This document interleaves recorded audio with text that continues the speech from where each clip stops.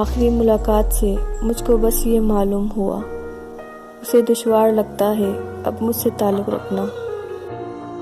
آج اسے فکر ہے کہ لوگ کیا کہیں گے۔ کل جو کہتا تھا مجھے رسم روایت سے کیا۔ کچھ وقت گزرا اور پھر ان کے رویے تلخ، لہجے سخت اور محبتیں پھیکی پڑنے لگی۔ زہر لگتی ہے مجھے اب ہمدردی ہر شخص کی۔ میری دنیا اجاڑی تھی کسی ایک شخص نے یوں ہی دلاسے دے کر۔ خط پہ لکھے ہوئے القاب سبھی جھوٹے تھے۔ اس نے مجھے طنز پہ لکھا تھا میری جان ہو۔ رات کھولے تھے کچھ پرانے خط، پھر محبت دراز میں رکھ دی ہم نے، اور مجھے اب بھی گمان ہے کہ وہ چاہتا ہے مجھے۔ بد نصیبی کی لاکھ قسمیں ہیں، ان میں سے ایک تمہارے بغیر جینا ہے۔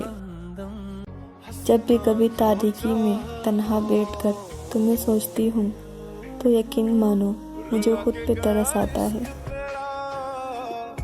اے زندگی تو گوارا ہے مگر اس کے بغیر کہ تجھے کیسے گزارا جائے۔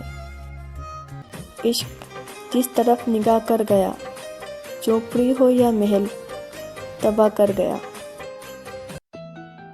یہ بڑے دکھ کی بات ہے کہ اب ہمارا ایک دوسرے کے دکھ سکھ سے کوئی واسطہ نہیں رہا۔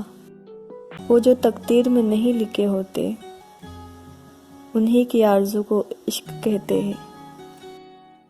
تمہارے تعویذ کسی کام نہ آئی، میری آنکھوں کے سامنے وہ گھیر کا ہو گیا۔ کبھی کسی چیز کو نہ ترسنے والے کسی کی آواز کو بھی ترس جاتے ہیں۔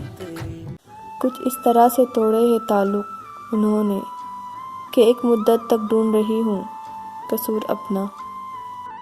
جن شاموں میں تجھے بھولنا چاہوں وہی راتیں عذاب بنتی ہے۔ آج پھر کوئی بے چینی سی میری ذات میں رہی، آج پھر لگا اس نے مجھے یاد کیا ہو جیسے۔ زخم کھا کھا کے ہوا یہ بھی تجربہ، حد سے بڑھ جائے تو پھر درد سکون دیتا ہے۔ جن کے بغیر لگتا تھا کہ مر جائیں گی، ان کو بچھڑے بھی زمانہ ہو گیا۔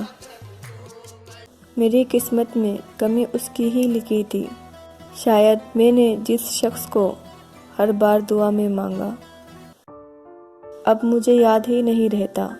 جانے کیا کچھ تھا بھولنے کے لیے۔ میں لوگوں کو بس ایک بار پر رکھتی ہوں، پھر تعلق تو رکھتی ہوں پر دل میں نہیں رکھتی۔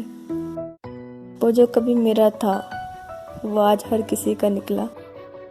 جانتے ہو کب ایجاد ہوئے تھے کہہ کے، جب ضبط ٹوٹا تھا کسی دیوانے کا۔